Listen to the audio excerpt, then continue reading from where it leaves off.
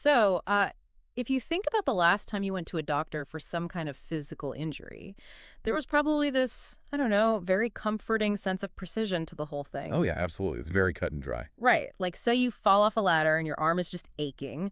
You go in, they take an x ray, and there on this glowing screen is a jagged white line across the bone. The doctor points to it, you look at it, and there is absolutely zero debate. Yeah, the reality of the situation is just captured perfectly right there in black and white. Exactly. But I want you, the person listening right now, to imagine stepping out of that sterile medical clinic and into the world of human behavior because suddenly that beautiful, precise x ray machine is just, it's completely shattered. Right, you're in the diagnostic muddy waters now. We are looking at a landscape that is incredibly murky. I mean, you log on to social media or open a news app, and you are immediately bombarded with these headlines like, new study proves video games cause aggression, or morning meditation cures anxiety. And people just accept it as fact. They do. Yeah. And if you actually stop to think about it for a second, you really have to wonder, how on earth do they actually know that? You can't take an x ray of aggression, you know? No, you can't. You can't put anxiety under a microscope. Which is exactly why psychology is such a fascinating challenge. Measuring a physical object is one thing, but measuring a fleeting human feeling or some behavioral impulse, well, that requires an entirely different architecture of investigation. Right. The scientific method had to be meticulously adapted for the human mind. And that adaptation is our exact mission for you today. So, welcome to the deep dive. We are taking you back to school today, but I promise we are skipping all the boring parts. We actually got our hands on a foundational text, a literal textbook chapter titled Methods of Inquiry in Psychology. It's a great piece of source material. It really is. And because we really want to demystify this for you, we're going to do something highly structured. We are going to go through this material step by step, basically paragraph by paragraph. Yeah, we'll read the exact text from the source, word for word, and then we're going to unpack it. We're going to translate all that dense academic phrasing into plain, everyday language. The ultimate goal here is that by the end of this conversation, you will have completely mastered this material without ever feeling bogged down by all the jargon. We're going to help you become an instant expert on the strict, rigorous machinery that operates behind the scenes of every psychological study you will ever read. Sounds like a plan. I am genuinely thrilled to tackle this. Taking a dense subject and decoding it live is like my favorite kind of intellectual puzzle. And my role here is to help you, and obviously our listener, connect the underlying dots. We aren't just going to memorize a list of what psychologists do. We are going to interrogate the why behind these methods. So rather than talking about the starting line, let's just step across it. Section 1 of our text deals with the foundational goals of psychological inquiry. Basically, why do researchers even bother doing this in the first place? Here is the first block of text from the source. It says, go for it. Like any scientific research, psychological inquiry has the following goals: description, prediction, explanation, and control of behavior and application of knowledge so generated in an objective manner. Let us try to understand the meaning of these terms. Right, laying out the roadmap. Exactly. It continues. Description. In a psychological study, we attempt to describe a behavior or a phenomenon as accurately as possible. This helps in distinguishing a particular behavior from other behaviors. For example, the researcher may be interested in observing study habits among students. Study habits may consist of diverse range of behaviors, such as attending all your classes regularly, submitting assignments on time, planning your study schedule, studying according to the set schedule, revising your work on a daily basis, etc. It's a broad category. Right. And it finishes with, within a particular category, there may be further minute descriptions. The researcher needs to describe her meaning of study habits. The description requires recording of a particular behavior, which helps in its proper understanding. Okay, so a lot to unpack there. Yeah, hearing that read aloud, the phrase that really jumps out at me is minute descriptions. Like if I'm trying to wrap my head around why this is the very first step, I keep coming back to the idea of diagnosing a weird noise in your car. Oh, that's a decent starting point. Yeah. But let's take it a step further to really see why the text insists on such intense precision. Right. Because if I just take my car to the mechanic and say, hey, it's acting funny or it's making a bad noise, the mechanic can't do anything with that. They just stare at you. Exactly. I have to describe the noise accurately. Is it a metallic clank? Is it a high-pitched hiss? A rhythmic thud? And, more importantly, under what conditions does it happen? Right, context matters. Does it clank when I hit the brakes or when I accelerate past 50 miles per hour? Before the mechanic can even pop the hood to fix the problem, we have to define the parameters of the problem. Exactly. And in psychology, defining those parameters is monumentally more difficult than identifying a car noise. The text brings up study habits. Now, think about your own life. If a researcher walked up to you and asked, "Hey, do you have good study habits?" you might confidently say yes. Sure, I'd say yes. Right. And why? Because maybe you always highlight your textbooks in 3 different colors. To you, highlighting equals studying. But the researcher might fundamentally disagree with that. Oh, I see. They might believe that good study habits strictly means waking up at 5 a.m. to do practice quizzes. So if they don't define the term beforehand, they're just collecting completely useless data. We'd be entirely talking past each other. Which is exactly why the researcher has to create what we call an operational definition. They have to publicly state, for the strict purpose of this specific study, the phrase study habits means attending all classes, submitting assignments on time, and revising daily. Right, laying the ground rules. Yeah. If a researcher skips this meticulous step of description, the entire foundation of their study is compromised. Yeah. You simply cannot measure a phenomenon that you haven't accurately described. Okay, that establishes a really solid baseline. Step one is out of the way, describe the thing in minute detail. So once you have that definition locked in, what's the logical next step? The text takes us right into forecasting the future. Here's the next block. Let's hear it. It says prediction. The second goal of scientific inquiry is prediction of behavior. If you are able to understand and describe the behavior accurately, you come to know the relationship of a particular behavior with other types of behaviors, events, or phenomena. You can then forecast that under certain conditions, this particular behavior may occur within a certain margin of error.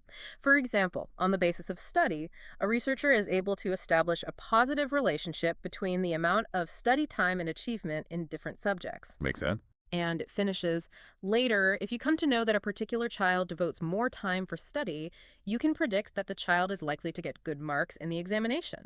Prediction becomes more accurate with the increase in the number of persons observed. So what sticks out to you there? The concept that really anchors this paragraph for me is margin of error. It really tempers the expectation of what science can actually achieve. Oh, it is arguably the most important 3-word phrase in the behavioral sciences.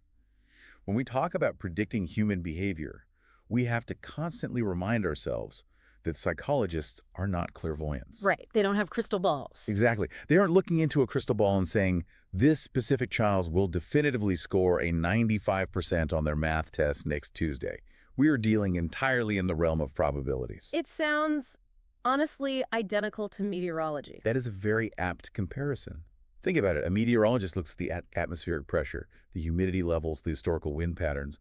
They describe all those antecedent factors as accurately as possible. Right. And then they predict an 80% chance of rain. Psychology does the exact same thing with human behavior. If a researcher observes that a student studies for 4 hours a day, possesses a quiet workspace, and attends every single class, the researcher can predict a high probability of academic success. But there is always a margin of error because the human experience is inherently chaotic. Like, the student could catch a terrible flu on the morning of the exam. Yes, or they could suffer from sudden debilitating test anxiety. Right. Precisely. The goal of psychological prediction isn't perfect, infallible prophecy. It's about identifying reliable patterns amidst all that chaos. And pay attention to the very last sentence of that text block. How do we tighten that margin of error? By increasing the number of persons observed. Exactly. If you base your prediction on a study of 10 students, your predictive power is going to be incredibly weak. One sick kid throws off your whole model. But if you observe 10,000 students, those individual anomalies wash out, and your predictive power becomes incredibly robust. That makes total sense. Okay, so we describe the behavior, and then we predict when it might happen again, but that doesn't actually explain why it happens, which leads us to the third goal in the text. Let's read it. Explanation. The third goal of psychological inquiry is to know the causal factors or determinants of behavior. Psychologists are primarily interested in knowing the factors that make behavior occur. Also, what are the conditions under which a particular behavior does not occur? For example, what makes some children more attentive in the class? Why some children devote less time for study as compared to others? Thus, this goal is concerned with identifying the determinants or antecedent conditions i.e., conditions that led to the particular behavior, of the behavior being studied so that cause-effect relationship between two variables, objects, or events could be established. Okay, a lot of terminology there. Yeah, I have to admit, I'm stumbling a bit over the vocabulary here. The text throws around terms like causal factors and determinants and antecedent conditions. It sounds like very heavy academic lifting. It does sound a bit dense. But if I try to work this out logically, the prefix ante means before, right? Like an ante in a poker game, or antebellum meaning before the war. So an antecedent condition is just like the prequel to the behavior. You are circling the exact right idea, though I would probably phrase it a bit more mechanically. It is the specific condition that existed immediately prior to the behavior that actually triggered it. Okay, so if we picture a massive line of dominoes set up on a floor. Yes, let's run with that visual. Okay, so if I see a domino fall over, the description phase is me just noting the physical reality. The domino is red, it weighs 2 ounces, and it fell forward. Perfect. Then the prediction phase is me knowing that because it fell forward, the next domino in the line will probably fall too. Yeah. But the explanation phase, this hunt for the antecedent condition, is me walking back up the line of fallen dominoes to figure out who pushed the very first one to start the whole chain reaction. That is exactly how the causal chain works. Science is rarely satisfied with merely observing that something happens. It demands to know why it happens. Let's apply your dominoes to a real classroom. If a child is acting aggressively and throwing things, the description is just logging the thrown objects. The prediction is guessing. They will probably throw something again tomorrow. Sure. But the explanation, the hunt for the antecedent condition, is figuring out that, oh, the child skipped breakfast and is suffering from a massive blood sugar crash. Or maybe they are dealing with intense bullying on the playground.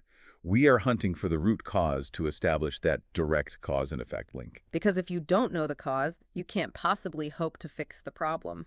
Which brings us to the final goals of psychological inquiry. And I gotta warn you, the phrasing here might trigger a few alarm bells. Let's hear the verbatim text. Okay, here it is. Control. If you are able to explain why a particular behavior occurs, you can control that behavior by making changes in its antecedent conditions. Control refers to 3 things: making a particular behavior happen, reducing it, or enhancing it. For example, you can allow the number of hours devoted to study to be the same, or you can reduce them, or there may be an increase in the study hours. The change brought about in behavior by psychological treatment in terms of therapy in persons is a good example of control. And the next part. Application. The final goal of the scientific inquiry is to bring out positive changes in the lives of people. Psychological research is conducted to solve problems in various settings. Because of these efforts, the quality of life of people is a major concern of psychologists. For example, applications of yoga and meditation help to reduce stress and increase efficiency. Scientific inquiry is also conducted to develop new theories or constructs, which leads to further research. Okay, so why the alarm bells? Well, I have to push back hard on this. The word control, especially when applied to human behavior by scientific authorities, it just sounds incredibly sinister. It evokes ideas of brainwashing or dystopian mind control, like something out of a sci-fi movie. It's a very common visceral reaction to that word, and given human history, it's a completely understandable one. When we hear control in a colloquial setting, it implies coercion or stripping away someone's free will. Yeah, exactly. But we really need to separate the colloquial definition from the scientific methodology being described here. So how does science define it, if not as coercion? In the context of this textbook, control simply means possessing the theoretical and practical ability to manipulate those antecedent conditions we just talked about. If you know definitively that a lack of sleep, which is the antecedent cause, leads to poor concentration, the effect, then you can control the concentration by altering the sleep. Oh, okay. You aren't brainwashing the person, you are adjusting the variables in their environment. So it's less like puppeteering and more like, I don't know, tuning an instrument. Like you are adjusting the tension on the strings to get the right note. I think that's a much healthier framework. And the text provides the absolute best example of this: psychological therapy. Think about a person who voluntarily goes to a clinical psychologist because they are suffering from debilitating panic attacks. Right. That person explicitly wants the therapist to help them control that behavior. They want to reduce or eliminate the panic. The therapist uses scientifically validated techniques to change the patient's antecedent conditions, perhaps altering how the patient cognitively interprets a stressful situation. And that links so perfectly to the final concept application. Like, if you can tune the instrument, you can finally play a beautiful song. Yes. Application is the ultimate overarching why of the entire discipline. Psychologists don't just describe, predict, explain, and control behavior so they can publish dusty academic papers and pat themselves on the back. Right, that'd be pointless. The terminal goal is bringing about tangible, positive changes in human lives. It is taking the knowledge of how stress chemically affects the body and applying yoga and meditation techniques to objectively improve a person's daily existence. So, to summarize section 1, it starts with accurately diagnosing the weird noise in the car, and it ends with the car driving smoothly and safely down the highway. Exactly. Okay, now that we know what the goals are, we need to transition into how psychologists actually go about achieving them in the real world. That brings us to section 2, steps in conducting scientific research. Let's look at the very first foundational requirement. Here's the text. Go ahead. Science is not so defined by what it investigates as by how it investigates. The scientific method attempts to study a particular event or phenomenon in an objective, systematic, and testable manner. The objectivity refers to the fact that if two or more persons independently study a particular event, both of them, to a great extent, should arrive at the same conclusion. For instance, if you and your friend measure the length of a table using the same measuring device, it is likely that both of you would arrive at the same conclusion about its length. So what's your take on that? I look at that table measuring example, and part of me thinks it seems almost, well, insultingly simple for a textbook on human psychology. It seems simplistic, yes, but it is the absolute bedrock upon which the entire scientific method rests. Objectivity means that the final result of an investigation cannot be dependent on the personal identity, mood, or biases of the person conducting the investigation. Right, like my internal feelings about the table don't physically stretch or shrink the wood. Exactly. Imagine you are having the worst day of your life. You are furious, and you measure a wooden table with a standard measuring tape. You conclude it is 60 inches long. Okay. Now imagine I just won the lottery, I am euphoric, and I measure that exact same table with the exact same tape. I will also conclude it is 60 inches long. Our wildly different subjective internal states do not alter the objective external reality of the measurement. But here is where the problem lies. Human beings are not wooden tables. And you have just identified the massive central challenge of all psychological research. We are attempting to apply the rigid, objective measurement tools of the hard physical sciences like chemistry or physics to the incredibly messy, fluid, subjective world of human emotion and behavior. Right, because if I try to measure something like anger, how do I do that objectively? If I observe a classroom, I might see kids running around yelling and write down in my notebook, these children are highly aggressive. Sure. But if you, with your different life experiences, walk into that same classroom, you might write down, these children are wonderfully energetic and playful. If two researchers look at the same event and draw opposite conclusions, the science just falls apart. Precisely. We lack objectivity in that scenario, which is why psychologists spend entire careers developing standardized tools like behavioral checklists, coded observation sheets, and validated surveys that act like a psychological tape measure. Ah, okay. They have to ensure that regardless of who is holding the clipboard, the measurement of the behavior yields the exact same data. Okay, so assuming we have our objective tape measure ready, what is the actual first step of the study? The text calls it conceptualizing a problem. Here it is. Let's hear it. Conceptualizing a problem. The process of scientific research begins when a researcher selects a theme or topic for study. Then she narrows down the focus and develops specific research questions or problems for the study. This is done on the basis of review of past research, observations, and personal experiences. It goes on. In psychology, we study a diverse range of problems related to behavior and experiences. These problems may be related to A, understanding our own behavior, B, understanding other individuals' behavior, C, group influences on individual behavior, D, group behavior, and E, organizational level. Right, scaling up. Yeah, and it ends with, after an identification of the problem, the researcher proceeds by developing a tentative answer of the problem, which is called hypothesis. For example, based on the earlier evidence or your observation, you might develop a hypothesis. Greater is the amount of time spent by children in viewing violence on television. Higher is the degree of aggression displayed by them. In your research, you shall now try to prove whether the statement is true or false. So a hypothesis. Yeah, when I read the definition of a hypothesis, it immediately reminds me of placing a very specific bet before a sports game begins. You don't just guess blindly, right? You look at the past stats, you look at the injury reports, you check the weather conditions. You do your homework. Exactly. And based on all that prior evidence, you make a highly specific, testable prediction. You say, I bet Team A is going to win by exactly 10 points. You put your money down before the whistle blows. That analogy holds up incredibly well. A hypothesis is an educated, evidence-based guess. You are formally stating, I bet that watching 2 hours of TV violence will cause a measurable increase in aggressive playground behavior. But I really want to draw your attention back to the middle of that text block, Right. where it lists the different levels of problems psychologists study. You mean the part where it scales up from our own behavior all the way to the organizational level? Yes, this is fascinating because it highlights the incredible zooming capability of psychological inquiry. A hypothesis isn't just for one specific type of interaction. A researcher can zoom all the way in to the micro level and hypothesize. Why do I personally suffer from memory lapses when I experience public speaking stress? Or they could zoom out slightly to the interpersonal level. Like, why does this specific employee work twice as fast when a supervisor is standing behind them? Exactly. And they can zoom out even further to the macro level. Why does this massive multinational corporation possess a toxic, highly competitive work culture that leads to burnout? The scientific method, this process of conceptualizing a problem and forming a testable hypothesis, is a framework flexible enough to handle the microsynapses of a single brain and the macrodynamics of a Fortune 500 company. So you place your incredibly specific bet regardless of whether you're betting on a single player or an entire franchise. Right. But once the bet is placed, you have to actually watch the game to see what happens. We have to collect the evidence. Here is the text on collecting data. Collecting data. The second step in scientific research is to collect data. Data collection requires developing a research design or a blueprint of the entire study. It requires taking decisions about the following 4 aspects. A, participants in the study. B, methods of data collection. C, tools to be used in research. And D, procedure for data collection. The blueprint. Yeah.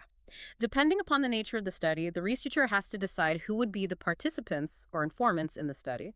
The participants could be children, adolescents, college students, teachers, managers, clinical patients, industrial workers, or any group of individuals in whom where the phenomenon under investigation is prevalent. Makes sense.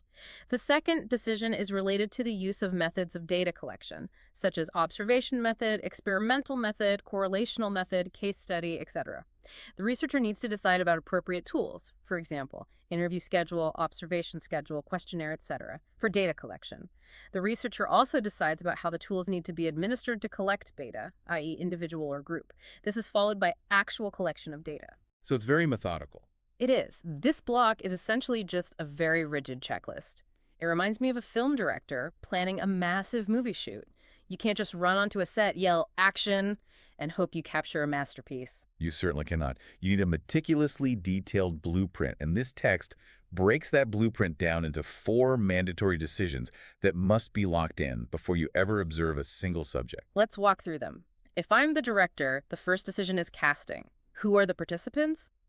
If my hypothesis is about workplace executive burnout, I can't conduct my study on a classroom of kindergartners. I have to secure a population of middle-aged managers. Exactly. You define your population.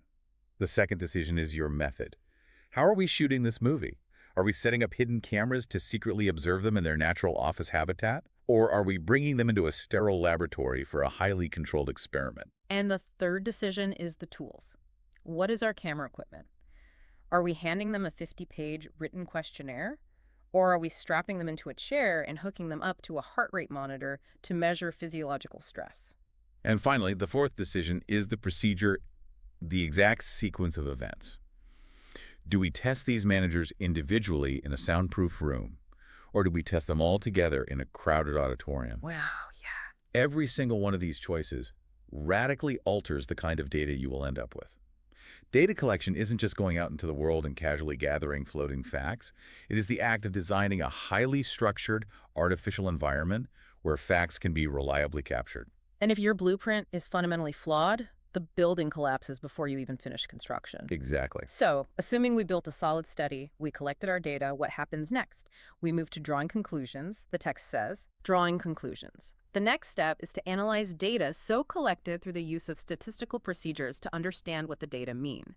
This can be achieved through graphical representations, such as preparation of pie chart, bar diagram, cumulative frequencies, etc., and by the use of different statistical methods. The purpose of analysis is to verify a hypothesis and draw conclusions accordingly. Right. Revising research conclusions.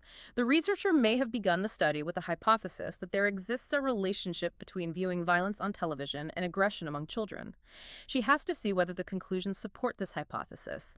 If they do, the existing hypothesis theory is confirmed. If not, she will revise or state an alternative hypothesis theory and again test it based on new data and draw conclusions which may be verified by future researchers. Thus, research is a continuous process. That last part is key. Yeah, I want to pause on the idea of revising research conclusions because the way the text phrases it implies something really counterintuitive. It says that if your data does not support your initial hypothesis, you have to revise it. But wait, if I bet on Team A to win, and the data shows that Team B actually won, didn't I just fail? Didn't my study fail? It is so vital that you bring that up because it highlights a massive society-wide misunderstanding about how the scientific process actually operates.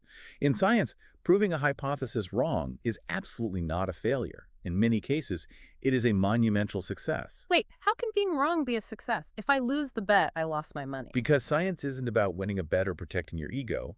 It is about accurately mapping reality. Think of it like exploring an uncharted maze. Okay. If you hypothesize that turning left will lead to the exit, but you turn left and hit a solid brick wall, you haven't failed. You have successfully discovered a dead end. And by documenting that dead end, you save every future explorer from wasting their time going down that path. Okay, when you frame it like that, it takes the sting of failure away completely. The text is emphasizing that science is a continuous, never-ending loop. Let's look at the TV violence example.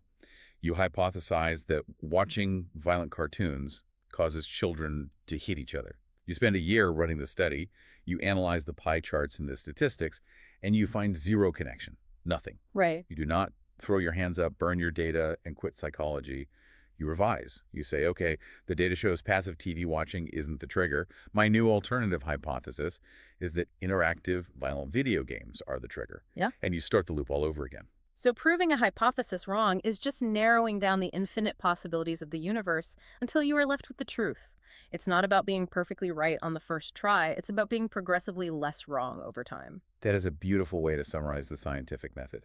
Now, I need you, our listener, to brace yourself because we are about to experience some severe academic whiplash. Oh yeah, here we go. Up until this exact moment, we have been talking about strict, rigid, objective, hard science. We talked about treating humans like you are measuring a table. We talked about statistics and blueprints.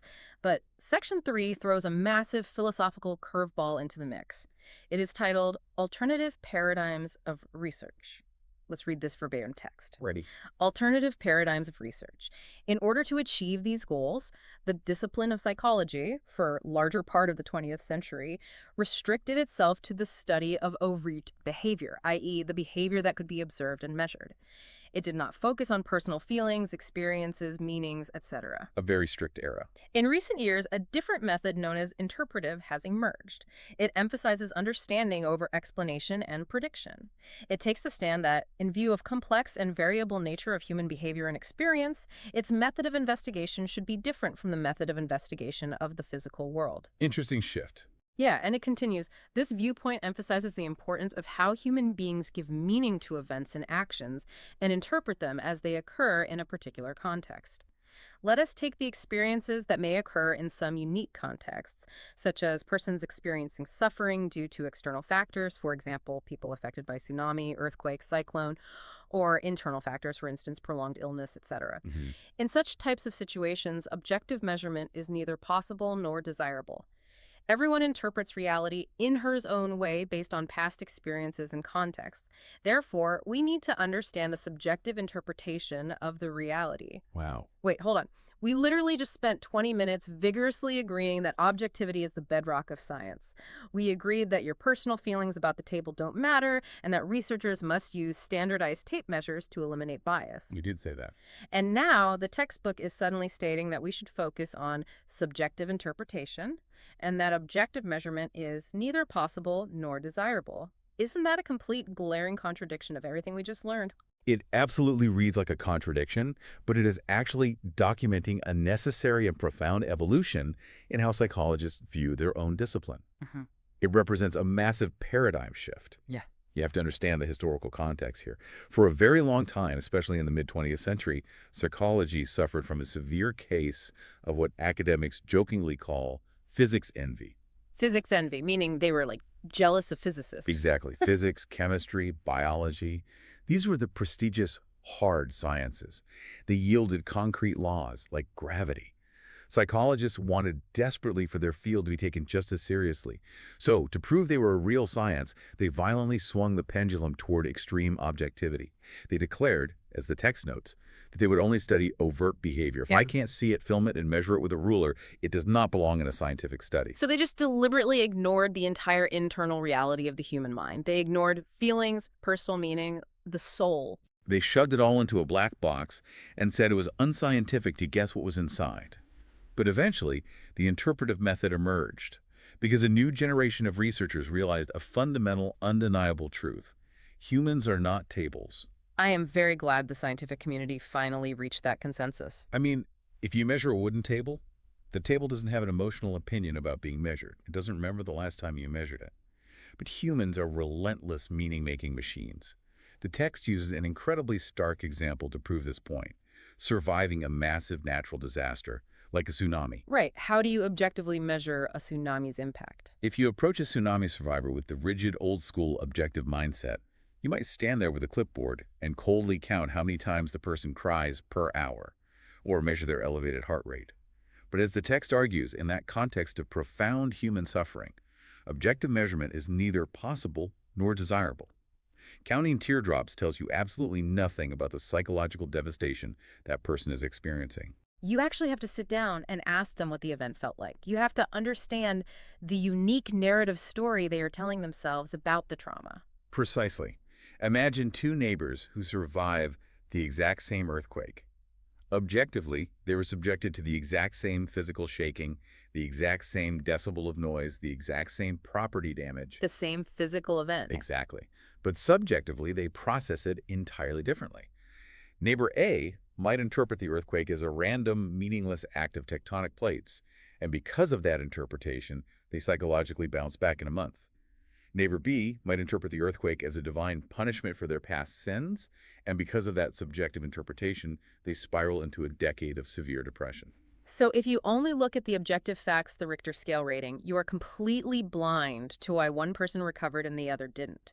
You cannot predict or explain their future behavior without understanding their subjective interpretation of reality. Exactly. It is not that objectivity is bad or useless. Yeah. It's just that it is an incomplete toolkit for studying the full spectrum of human existence. You need the objective tape measure to study reaction times, but you need the subjective interpretive method to study grief. That is a fascinating historical pivot, and it leads us directly into Section 4, the nature of psychological data. Because if we are now accepting that subjective meaning is a valid target of study, the actual data we collect is going to be incredibly messy and slippery. Let's see how the text handles data in context. Go for it. Nature of psychological data. Psychologists collect a variety of information from different sources employing diverse methods. The information, also called data, singular, datum, relate to the individual's covert or overt behavior, their subjective experiences, and mental processes. It should be understood that data are not independent entities. They are located in a context and are tied to the method and theory that govern the process of data collection. In other words, data are not independent of the physical or social context, the persons involved, and the time when the behavior occurs. Context is everything. We behave differently when alone than in a group, or at home and in office. You may hesitate to talk in front of your parents and teachers, but not when you're with friends. You may have also noticed that not all people behave in exactly the same manner in the same situation. Very true. The method of data collection, survey, interview, experiment, etc., used, and the characteristics of respondents, such as individual or group, young or old, male or female, rural or urban, etc., also influence the nature and quality of data. Another important feature of data is that it does not in itself speak about reality. Inferences have to be made from data. A researcher attaches meaning to the data by placing it in its proper context. That last line is so crucial. Yeah, if you are listening to this right now, think about how you act when you are sitting in a performance review with your boss versus how you act when you are having a beer with your best friend on a Friday night. Those are likely two very, very different versions of the same person. Entirely different. Now, imagine a researcher decides to study my personality, but they only observe me during meetings with my boss. They might diligently record data that says, this subject is quiet, agreeable, defers to authority, and takes copious notes. That is their objective data. But that data isn't the whole true me. It is entirely dependent on the incredibly specific power dynamic of the office context. And that is the core insight of this section. In psychology, a piece of data is never an independent, floating entity. It does not exist in a vacuum. It is hopelessly entangled in its context. The text points out two massive influences that constantly warp the data: the characteristics of the respondent and the method of collection itself. I want to dig into that second point. How does the actual method of collection change the data? Think about the act of asking a question. If I hand you a sterile, anonymous written survey about your alcohol consumption, you might feel safe enough to check a box admitting you drink heavily on weekends. Sure, because it's anonymous. Right. But if I am a researcher wearing a white lab coat, and I sit across a desk from you in a brightly lit room, looking you directly in the eye, and ask, how much do you drink? My physical presence, my tone of voice, and your fear of being judged might cause you to unconsciously alter your answer. You might downplay it. The very way I ask the question physically shapes the data you give me. Which makes the final sentence of that block so crucial. Data does not in itself speak about reality. Inferences have to be made. Exactly. A number on a spreadsheet is just a number.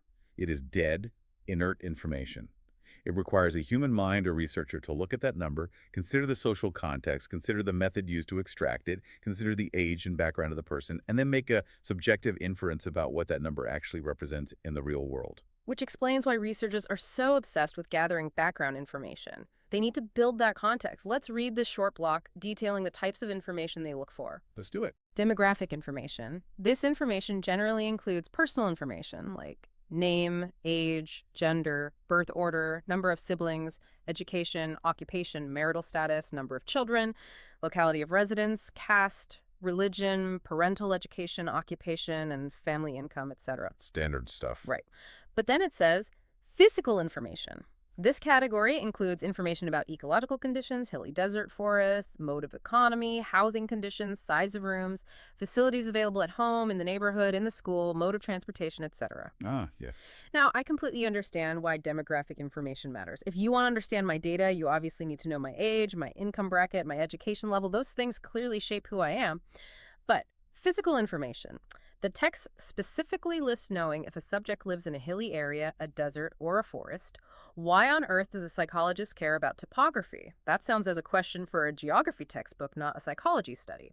It does seem entirely out of place at first glance, but this actually touches on a brilliant subfield known as ecological psychology. The fundamental premise is that our physical environment places immediate constraints and demands on our behavior. The physical space you inhabit literally wires your behavioral habits. I'm trying to picture how a hill changes my brain. Walk me through this. Imagine two children growing up. Child A lives in a hyper-dense, incredibly noisy urban apartment building on the 15th floor. Their physical environment consists of tiny rooms, locked doors, and constant proximity to strangers. Right. Child B grows up on a sprawling, flat agricultural farm in the Midwest with hundreds of acres of open space and no neighbors for miles. Okay, drastically different spaces. The physical layout of their respective worlds profoundly changes their psychology. It changes how they play, how they perceive physical boundaries, and how much autonomy they're granted by their parents. Furthermore, think about the broader ecology. A community living in a harsh, unforgiving desert environment where water is scarce might naturally evolve tight-knit, highly cooperative communal behaviors simply as a matter of survival. Oh, wow. Contrast that with a community living in a lush, abundant tropical environment where food is plentiful. Their social structures and competitive instincts might develop entirely differently. So when a psychologist looks at your data, knowing whether you were raised in a confined space or an open one provides crucial context for interpreting your social anxieties or your cooperative tendencies. That is genuinely wild to think about. I've never considered how the literal square footage of my childhood bedroom might have permanently shaped my psychology. Okay, so we know what data is. We know why context is king. Now we are getting into the real mechanics of this deep dive. Section 5. Important methods. How do researchers actually go out into the world and collect this data? We start with the most basic human action, observation. Let's read it. Observational method. A scientific observation differs from day-to-day observation in many respects. These are A, selection. Psychologists do not observe all the behavior that they encounter. Rather, they select a particular behavior for observation. B, recording. While observing, a researcher records the selected behavior using different means, such as marking tallies for the already identified behavior whenever they occur, taking notes describing each activity in greater detail using shorthand or symbols, photographs, video recording, etc. Right. Analysis of data. After the observations have been made, psychologists analyze whatever they have recorded with a view to derive some meaning out of it. So observation is a tool. Right. And I love sitting at a corner table in a busy coffee shop and just people watching. It's endlessly entertaining. But how is a highly trained psychologist doing anything functionally different than me sipping a latte at Starbucks? The difference lies entirely in intent and systematic rigor. You at Starbucks are engaging in passive seeing. You are letting the environment wash over you. A psychologist is engaging in active, systematic recording. It is the exact difference between casually looking up at a starry night sky and being an astronomer operating a highly calibrated telescope. Let's break down the 3 steps the text outlines to show that difference. First is selection. When you people watch, your attention is hijacked by whatever is most salient. A guy walks in wearing a ridiculous neon hat, or someone drops a tray of coffees and yells, your eyes dart to the spectacle. A psychologist goes in with a rigid filter. They decide before they ever enter the coffee shop, I am only going to observe how many times patrons physically touch their own faces while engaged in conversation. They select a specific variable, and they ruthlessly ignore the guy in the neon hat. That requires incredible discipline. And the second step is recording. This is where we acknowledge that human memory is terribly flawed. If you sit in Starbucks for 2 hours and try to write a summary from memory when you get home, your brain will distort the timeline, exaggerate the interesting events, and completely forget the mundane ones. Researchers cannot rely on memory. Right, they need hard data. They must use specific tools to externalize the data immediately.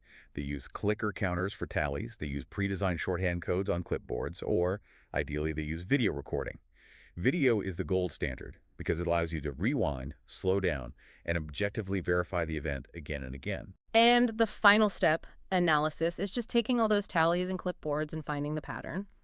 But observation isn't a one-size-fits-all tool. The text breaks it down into different strategic approaches. Let's read this block on the types of observation. Sure. Types of observation. A, naturalistic versus controlled observation. When observations are done in a natural or real-life settings, it is called naturalistic observation. In this case, the observer makes no effort to control or manipulate the situation for making an observation. However, many a times you might need to control certain factors that determine behavior as they are not the focus of your study. For this reason, many of the studies in psychology are conducted in the laboratory. This type of observation, called controlled laboratory observation, actually is obtained in laboratory experiments. And the next part. B, non-participant versus participant observation. Observation can be done in 2 ways. 1, you may decide to observe the person or event from a distance. This type of observation is called non-participant observation. The danger in this type of setup is that the very fact that someone, an outsider, is sitting and observing may bring a change in the behavior of students and the teacher. So important. In participant observation, the observer becomes a part of the school or the group of people being observed. In participant observation, the observer takes some time to establish a rapport with the group so that they start accepting her or him as one of the group members. Okay, there are a few big distinctions here. Let's tackle participant versus non-participant observation first. The easiest way for me to visualize this is through the lens of a spy movie or a police procedural. I like where this is headed. Participant observation is the classic undercover cop scenario.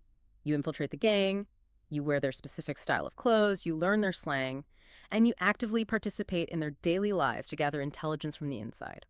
Non-participant observation is the surveillance van parked across the street. You are sitting in the dark with binoculars and a parabolic microphone, completely removed from the action. That is a flawless way to visualize it. But Notice the massive warning the text issues regarding the surveillance van approach the non-participant observation. It explicitly states that the presence of an outsider can change the behavior of the subjects.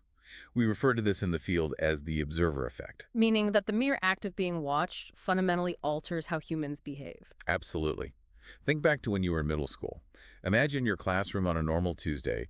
It's probably a bit chaotic, kids are whispering, the teacher's maybe a bit tired. Yeah. Now imagine the door opens and the school principal walks in, pulls up a chair in the back corner, pulls out a notepad, and just silently watches. Oh, the atmosphere changes instantly. Instantly, the teacher suddenly straightens their posture and delivers the most passionate, articulate lesson of their career. Every single student faces forward, completely silent and perfectly attentive. The principal's presence has completely polluted the natural environment. The principal is no longer observing the reality of that classroom. They are observing a highly artificial performance that we call "we are being watched" behavior. The data is basically ruined by the camera. So how does the undercover cop, the participant observer, fix this problem? It requires immense patience. If you go undercover and integrate yourself into the group, you are obviously an outsider at first. But if a researcher gets a job on an industrial assembly line and quietly works alongside the subjects for 6 months, eventually the novelty wears off. The other workers stop seeing a researcher and start seeing a coworker. The observer effect gradually fades away, the artificial performance drops, and you gain access to genuine, unvarnished behavior. But it takes incredible effort to build that necessary rapport. And what about the first distinction the text made, naturalistic versus controlled observation? This is a trade-off between reality and precision. Naturalistic observation is Jane Goodall hiking deep into the African jungle to watch chimpanzees in their actual habitat. It is highly realistic, but it is chaotic. In the wild, there are a million variables you cannot control. A sudden rainstorm might change the chimp's behavior, or a predator might interrupt your observation. And controlled observation. Controlled observation is bringing the chimpanzee out of the jungle and into a sterile, quiet laboratory at a university. If you want to know exactly how long it takes a chimp to solve a specific mechanical puzzle, you need to eliminate the rainstorms and the predators. You strip away the natural context to focus purely on the variable you care about. Which perfectly transitions us to the absolute crown jewel of the scientific method, the experimental method. Because experiments are entirely about exerting maximum control over the environment. Let's read this dense but critical block. This is the big one. Experimental method. Experiments are generally conducted to establish cause-effect relationship between two sets of events or variables in a controlled setting. It is a carefully regulated procedure in which changes are made in one factor and its effect is studied on another factor while keeping other related factors constant. Mm-hmm. In the experiment, cause is the event being changed or manipulated. Effect is the behavior that changes because of the manipulation, the concept of variable. Any stimulus or event which varies, that is, it takes on different values or changes, and can be measured is a variable. An object by itself is not a variable, but its attributes are. Right. Distinguishing objects from attributes. Exactly. It gives an example. For example, the pen that you use for writing is not a variable, but there are varieties of pens available in different shapes, sizes, and color. All of these are variables. Variables are of many types. We will, however, focus on independent and dependent variables. Here we go. Independent variable is that variable which is manipulated or altered or its strength varied by the researcher in the experiment. It is the effect of this change in the variable which the researcher wants to observe or note in the study. The variables on which the effect of independent variable is observed is called dependent variable. Okay, almost there. Dependent variable represents the phenomenon the researcher desires to explain. It is expected that change in the dependent variable will ensue from changes in the independent variable.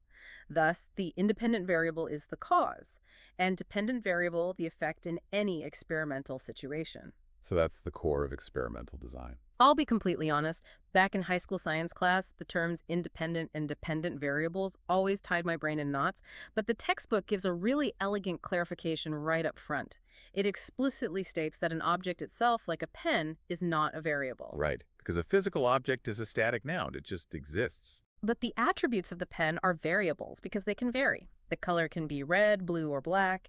The weight can be heavy or light. The ink can be thick or thin. So a variable is simply a characteristic or an attribute that has the capacity to change. You've got the concept perfectly. And mastering the difference between the independent and dependent variable is the ultimate skeleton key to understanding all scientific research. If you grasp this, You can read any study. I would suggest relying on the literal meaning of the words themselves. The dependent variable depends on what you do to the independent variable. Okay, let's invent a hypothetical experiment to map this out.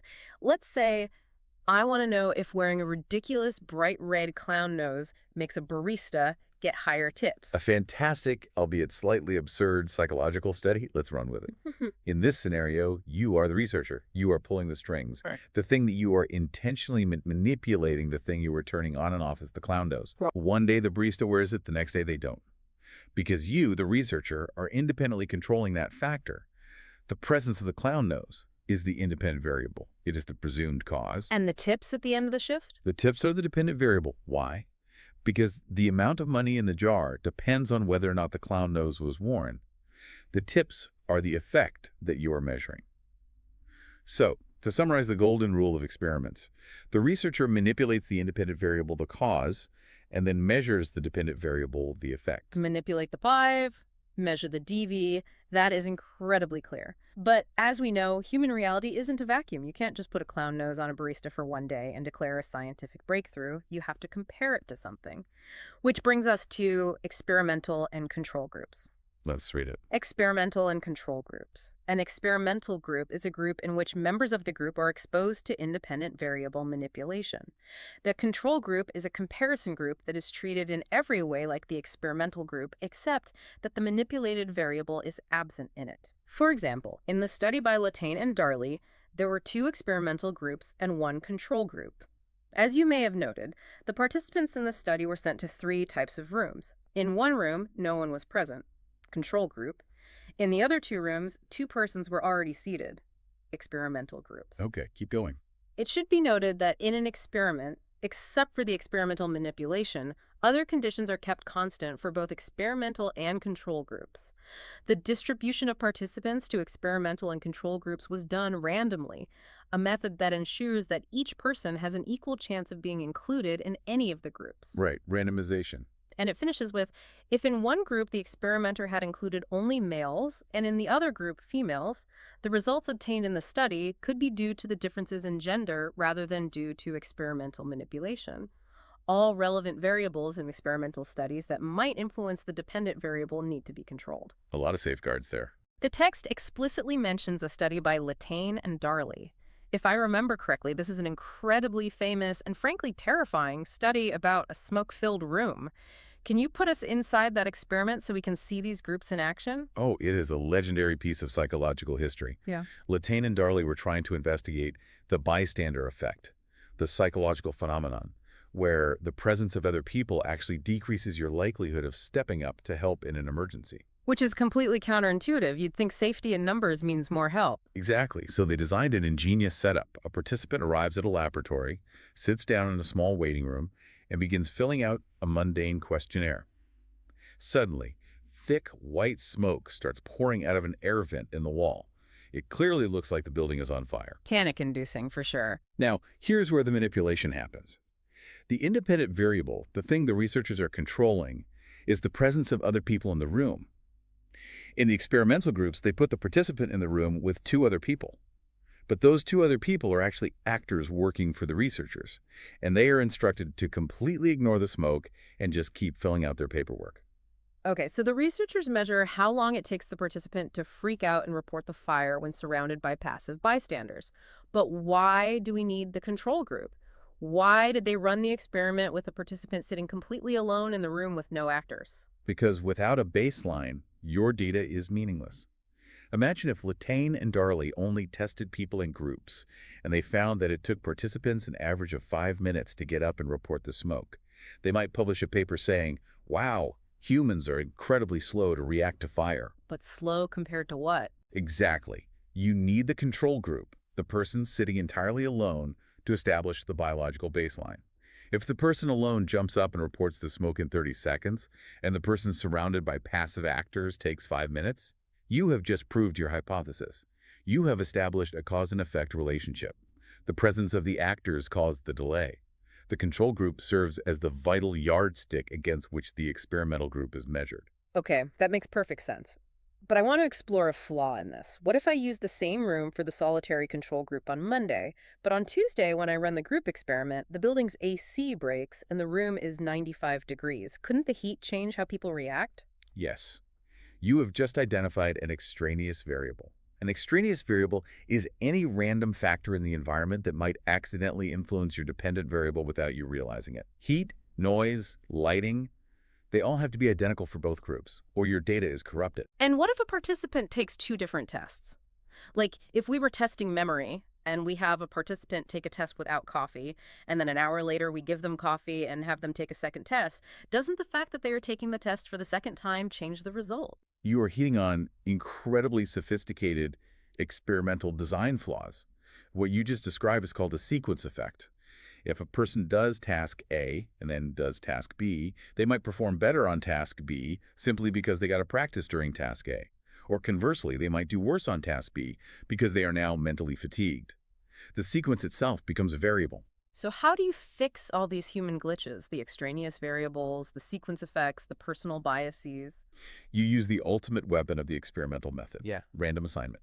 If you let people choose which group they want to be in, maybe all the brave, proactive people volunteer for Group A, and all the timid people end up in Group B, your results would be based on personality, not the smoke. Oh, wow, right. By randomly flipping a coin to assign participants to the control group or the experimental group, the laws of probability ensure that all those extraneous human variables, bravery, anxiety, intelligence, gender, are evenly distributed across both groups. It forces a level playing field, ensuring that the only difference between the two groups is the independent variable you are manipulating. It is an incredibly elegant system, but it also sounds like it only works in a pristine, perfectly controlled laboratory. What happens when the thing you want to study is too big or too dangerous to put in a lab? Let's read the next block on quasi-experiments. Go for it. Many variables cannot be manipulated in the laboratory settings. For example, if you want to study the effect of an earthquake on children who lost their parents, you cannot create this condition artificially in the laboratory. In such situations, the researcher adopts the method of quasi, the Latin word meaning as if, experimentation. In such types of experiments, the independent variable is selected rather than varied or manipulated by the experimenter. For example, in the experimental group, we can have children who lost their parents in the earthquake, and in the control group, children who experienced the earthquake but did not lose their parents. Thus, a quasi-experiment attempts to manipulate an independent variable in a natural setting using naturally occurring groups to form experimental and control groups. This is a crucial adaptation. This seems entirely dictated by the harsh realities of ethics. It is the scientific method bowing to moral reality. The text uses a heartbreaking example studying the psychological trauma of children who are orphaned by an earthquake. If we want to study the effect of losing a parent in a disaster, we obviously cannot ethically or legally lock a group of children in a laboratory and induce a disaster to manipulate that variable. That would be monstrous. So the laboratory door is closed. How do we study it? We use a quasi-experiment. The prefix quasi is Latin for as if. We construct a study as if we had manipulated the variable, but in reality, we're just selecting groups that nature has already manipulated for us. Right. We find the naturally occurring group of children orphaned by an earthquake, and we designate them our experimental group. Then we find another naturally occurring group of children from the exact same town who experienced the exact same earthquake, but whose parents survived. They become our control group. We lose the perfection of random assignment. We can't flip a coin. We do lose that tight randomized laboratory control. There might be hidden extraneous variables between those two groups we don't know about, but it is a necessary compromise.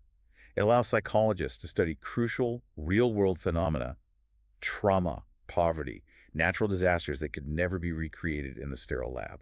It's adapting the ideal tools to the messy reality of the world.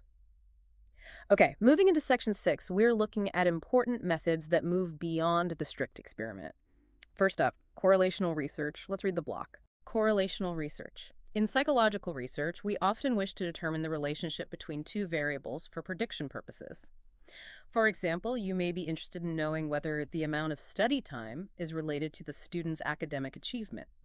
This question is different from the one which experimental method seeks to answer in the sense that here you do not manipulate the amount of study time and examine its impact on achievement.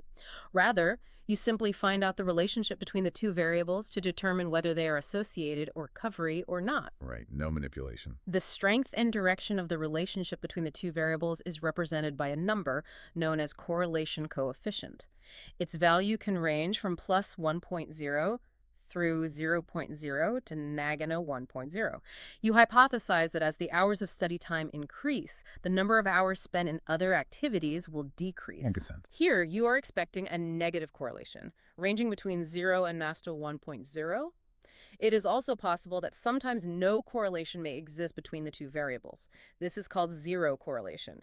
Generally, it is difficult to find zero correlation, but the correlations found may be close to zero, for example, negative 0.02 or plus 0.03.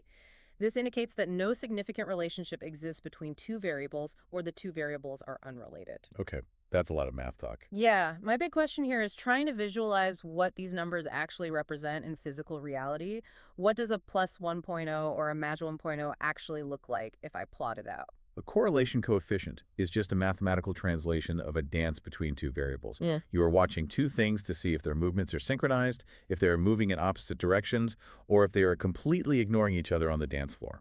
Okay, so map out a positive correlation for me. A positive correlation means that as variable A goes up, variable B also goes up. Or if A goes down, B goes down, they move together.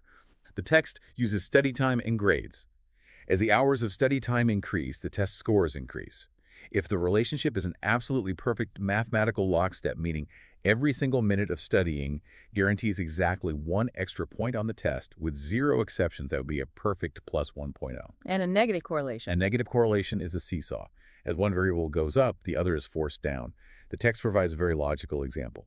As your hours of study time increase, the number of hours you have available for leisure activities decreases. The more you study, the less free time you have.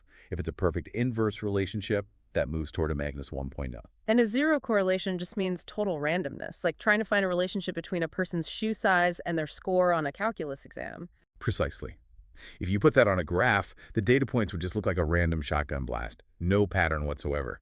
But we have to emphasize the massive caveat the text points out. In correlational research, we do not manipulate anything. We are just passive observers measuring what already exists. And because we aren't controlling the variables, we must remember the golden rule.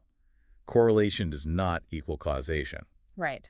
The classic example of this is ice cream sales and shark attacks. Yes, if you look at the data, there is a very strong positive correlation between ice cream sales and shark attacks.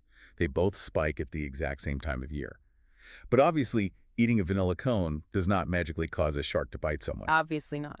The hidden unmeasured variable causing both to rise is the hot summer weather.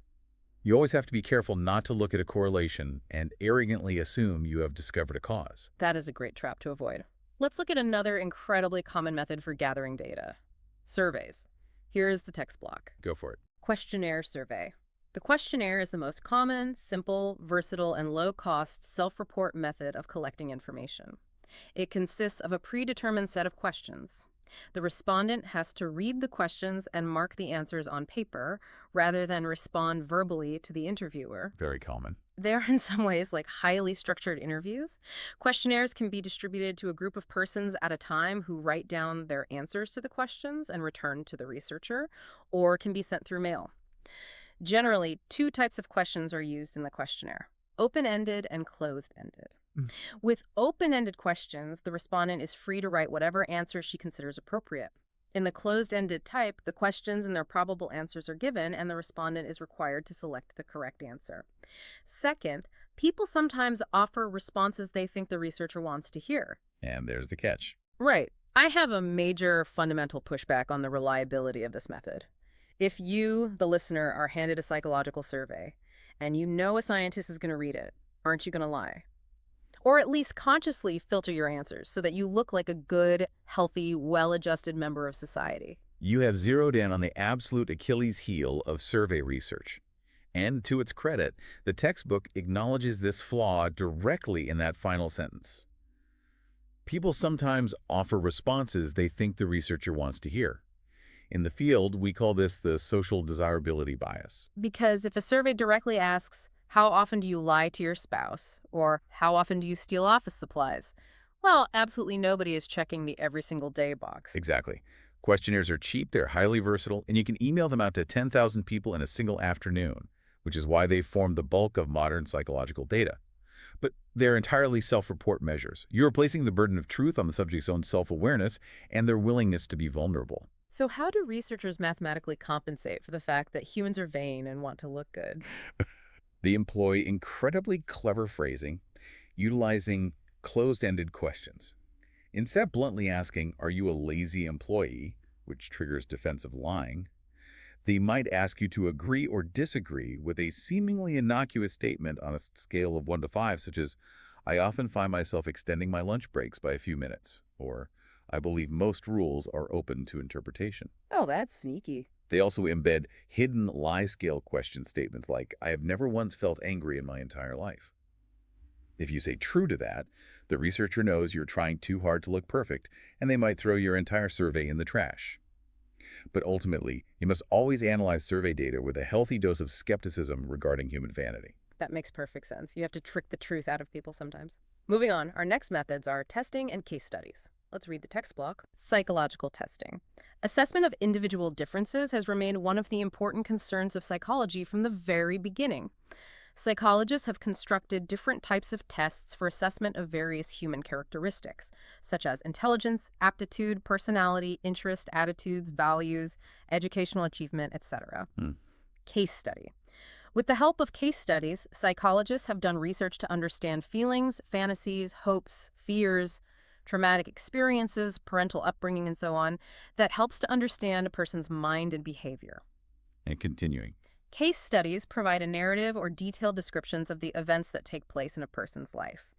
A case study is a valuable research tool in the field of clinical psychology and human development. Freud's insights that led to the development of psychoanalytic theory emerged from his observations and showed that meticulous records must be maintained on individual cases.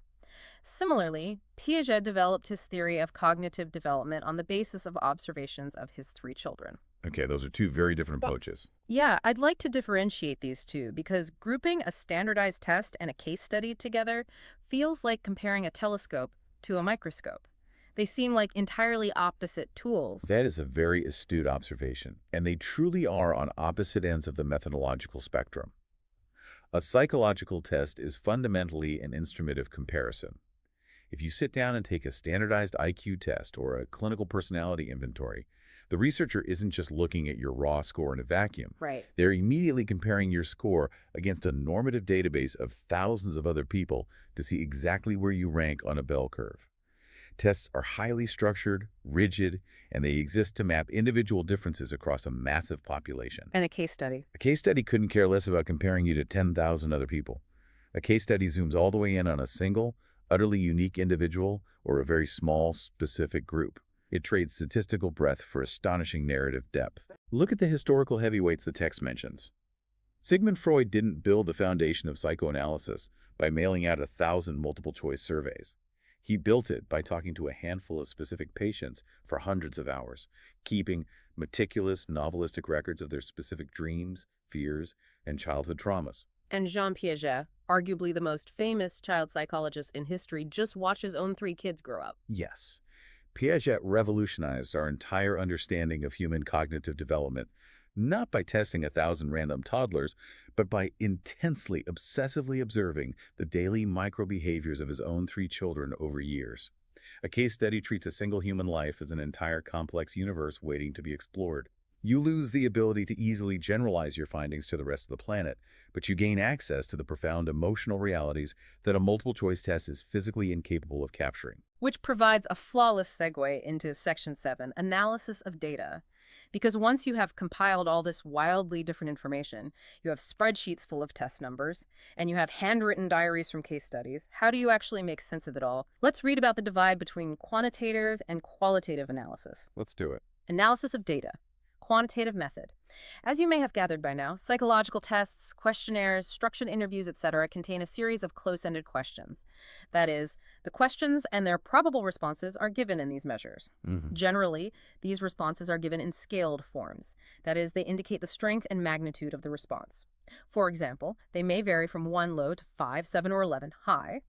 The participant's task is to select the most appropriate response. A researcher assigns a number to each answer. In doing so, the researcher converts the psychological attributes into a quantity, usually numbers. And the qualitative side. Qualitative method. Human experiences are very complex. This complexity is lost when one elicits information from a respondent on the basis of a questionnaire. If the researcher uses the method of participant observation or unstructured interview, the data are generally in a descriptive form. In participants' own words, field notes taken by the researchers, photographs, interview responses noted by the researcher, or taped video recorded, informal talks, etc. Right. These type of data cannot be converted into scores or subjected to statistical analysis. Rather, the researcher uses the technique of content analysis to find out thematic categories and build those categories, taking examples from the data. It is more descriptive in nature. So we have numbers versus narratives. Yeah, if I try to map this onto everyday life, quantitative analysis feels like looking at a person's FICO credit score. It's a hard, undeniable number. Qualitative analysis feels like reading their personal diary. It's a complex, messy narrative. That is a highly functional way to conceptualize the divide. The quantitative method is the grand attempt to take the sprawling messiness of human experience and force it into a rigid mathematical box. If I ask you, how anxious do you feel today on a scale of 1 to 5, and you answer 4, I have successfully taken a complex, swirling emotion and converted it into a hard quantity. Okay. I can now average your 4 with 1,000 other people's numbers, I can find the standard deviation, and I can use all the heavy machinery of statistics to draw a firm conclusion. But the textbook explicitly warns us that this complexity is lost when you do that. Because a number is inherently reductive. A 4 tells me the magnitude of your anxiety, but it tells me absolutely nothing about the texture of it. It doesn't tell me why you're anxious. It doesn't capture the nuance of your fear. That is where qualitative methods step in to save the humanity of the subject. That makes sense. If instead of a survey, I sit down and conduct an unstructured, hour-long interview with you and just let you talk freely about your life, I gather incredibly rich, descriptive data. But the problem is I can't plug a paragraph of your feelings into an algebraic equation. So how do researchers analyze a 50-page interview transcript? The text mentions a specific technique called content analysis. Imagine you have conducted 50 unstructured interviews about workplace stress, yielding thousands of pages of text. You can't just read it and guess the vibe. You perform content analysis. You rigorously read through the transcripts, highlighting recurring words, metaphors, or ideas. Right. After reviewing all the texts, you might realize, wow, 42 out of 50 people spontaneously use the word invisible to describe how they feel in meetings. You have just identified a thematic category. Content analysis is the painstaking process of combing through qualitative data to find organic patterns and themes rather than running statistical equations. It requires a tremendous amount of subjective interpretation by the researcher, but it preserves the authentic voice of the human being. And as we are continually learning today, measuring human beings is spectacularly difficult, which brings us to the inevitable limitations of all this methodology. Let's read the next block. Got it. Limitations of psychological inquiry. 1. Lack of true zero point. In physical sciences, measurements do start from zero. For example, if you want to measure the length of the table, you can measure it starting from 0 and can say it is 3 feet long. Psychological measurements do not have a true zero point. For example, no person in this world has zero intelligence. All of us have some degree of intelligence. What psychologists do is that they arbitrarily. 3. Subjective interpretation of qualitative data. Data from qualitative studies are largely subjective since they involve interpretation on the part of the researcher as well as the person providing data. The interpretations may vary from one individual to the other. It is therefore often suggested that in case of qualitative studies, the fieldwork should be done by more than one investigator, who at the end of the day should discuss their observations and arrive at an agreement before finally giving it a meaning. In fact, one is better off if the respondents too are involved in such meaning-making process. Okay, 2 very big limitations there. I want to drill down heavily on this no true zero point concept because it hurts my brain a little bit. What does it actually mean in everyday practice? He's a profound philosophical and practical limitation. Think about measuring the physical world again. If you pull out a tape measure, the metal tip represents an absolute true 0. 0 inches means the literal physical absence of length. If you put something on a scale and it reads 0 pounds, there is an absolute absence of mass. Right. It's a hard start line. But psychological constructs do not operate with hard start lines. The text uses the example of intelligence. You cannot conceptualize a living human being with literally zero intelligence. Mhm. Even a person in a deep coma has a brain that is processing baseline physiological information. Because there is no state of absolute zero for psychological traits, researchers have to invent arbitrary starting points. Wait, they just invent them. They arbitrarily set the scale. They have to. When psychologists invented the IQ test, they didn't start at an absolute zero. They decided, entirely arbitrarily by convention, that the average score for the general population would be represented by the number 100. It is a relative scale, not an absolute one. Oh, wow. Think of a spelling test in school. If a student scores a 0 on a spelling test, it does not mean that child possesses zero absolute spelling ability in their brain. It simply means they didn't know the 10 specific words chosen for that specific piece of paper on that specific Tuesday. This relative nature means we can effectively compare people to each other, but we must always remember we aren't measuring an absolute physical property. That drastically changes how you view a test score. And what about the other limitation the text mentioned, the subjective interpretation of qualitative data? That loops right back to our discussion on content analysis. Yeah. If you read a patient's diary and you determine the primary theme is deep sadness, I might read the exact same diary and determine the primary theme is repressed anger. It is subjective.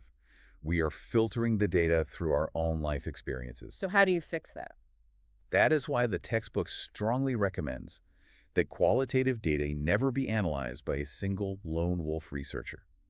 You need multiple investigators to independently review the transcripts and then sit in a room and debate their findings until they reach a consensus.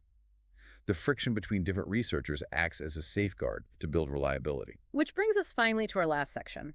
And arguably, when you are dealing with living, breathing human subjects, this is the most critical section of all. Section 8. Ethical issues. Let's read the final text block. Ethical issues. As you know, psychological research is concerned with human behavior.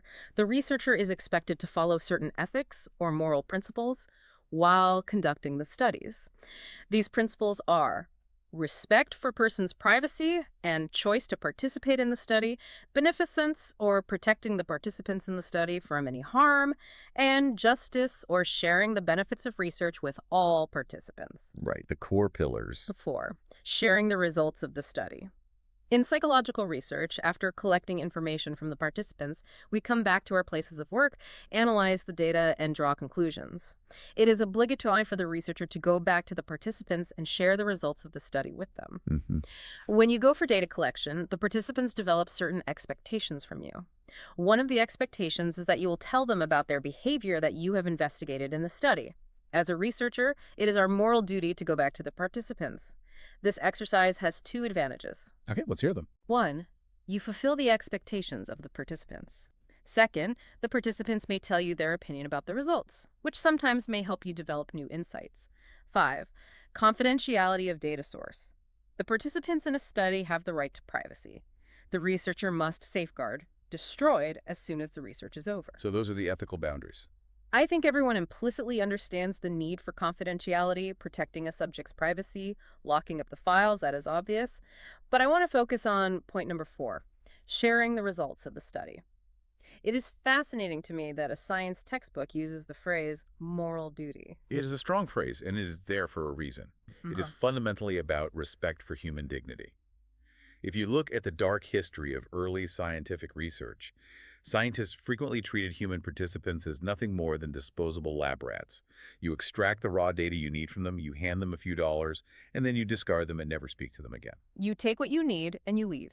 The human is just a resource. Exactly. But modern ethical guidelines recognize that participants are human beings who are generously gifting you their time, their vulnerability, and their personal data. By enforcing a rule that researchers must go back and share the final results, you are honoring their contribution.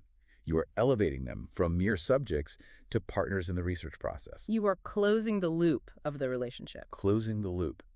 And as the text points out, this isn't just about feeling good. It has a tangible, secondary scientific advantage. If you go back to a group of participants and say, hey, we analyzed the data and concluded that your group was highly anxious because of the fluorescent lighting in the testing room, the participant might laugh and say, actually, no, we were anxious because we could hear incredibly loud construction noise outside the window, and we thought the building was shaking. Oh, wow. Right. Sharing the results allows the participants to weigh in, correct your assumptions, and provide entirely new insights that the researcher, trapped in their own perspective, might have completely missed.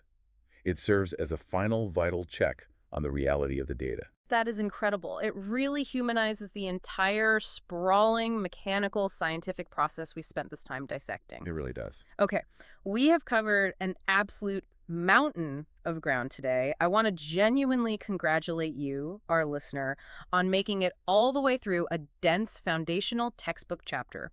You now possess the keys to understand the strict underlying machinery operating behind every single psychological headline you will ever read. You're officially in the know. You understand the necessity of operational descriptions, the power of control groups, the critical dance between independent and dependent variables, and the profound philosophical tension between objective mathematics and subjective human meaning. It's a lot to process, but it's incredibly empowering. It is. But before we let you go, I want to leave you with a final provocative thought to chew on as you go about your day, something that builds directly on what we just learned. We spent a lot of time today talking about naturalistic observation, the observer effect, and the strict ethical requirements of privacy and consent. Right. But I want you to look at the world around us right now. Think about the smartphone in your pocket. It is constantly silently tracking your physical location. Your search engine logs every intimate question you ask it. Your smartwatch records your physiological data, your heart rate, your sleep patterns, your physical activity every second of every day. It's a staggering amount of data. Are we currently, right now, living inside the largest, unregulated, non-participant observational study in human history? And if our demographic, physical, and behavioral data is being constantly harvested on a global scale, who exactly is the researcher? And when do we get to see the results? That is a deeply fascinating and perhaps slightly terrifying modern application of everything we've discussed today. It perfectly highlights why understanding these research methods isn't just an academic exercise. It is a crucial tool for navigating the modern world. Exactly. The science of behavior isn't just in the lab anymore, it's everywhere. Keep observing your world objectively, always question the variables around you, and remember that the conversation continues on the next deep dive. See you then.